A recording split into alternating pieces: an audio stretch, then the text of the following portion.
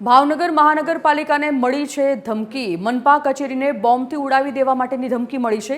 જામનગર, સુરત, વડોદરા બાદ ભાવનગર મહાનગરપાલિકાને ધમકી મળી છે। બોમ્બની ધમકી મળતા જ મહાનગરપાલિકા કચેરી ખાલી કરાવાઈ છે। મનપા કચેરીમાં અચાનક મચી છે ભારે અફરાતફરી અને બોમ્બ સ્ક્વોડ અને પોલીસ કાફલો પણ ઘટના સ્થળે પહોંચ્યો છે। ફાયર ફાઇટર સહિત 108ની ટીમ પણ તૈનાત છે। સાવચેતીના ભાગરૂપે લોકોને દૂર ખસેડવામાં પણ આવી રહ્યા છે।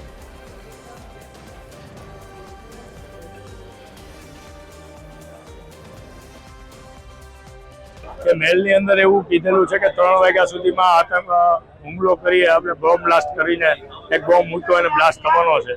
તેના સાવચેતીના પગલા રૂપે પોલીસ સાહેબને મદદરૂપ થવા માટે અમે અત્યારે કોર્પોરેશન 3 વાગ્યા સુધી ખાલી કરીએ છીએ। એમને ચેકિંગ કરવું છે, એમને સાથ આપી શકીએ।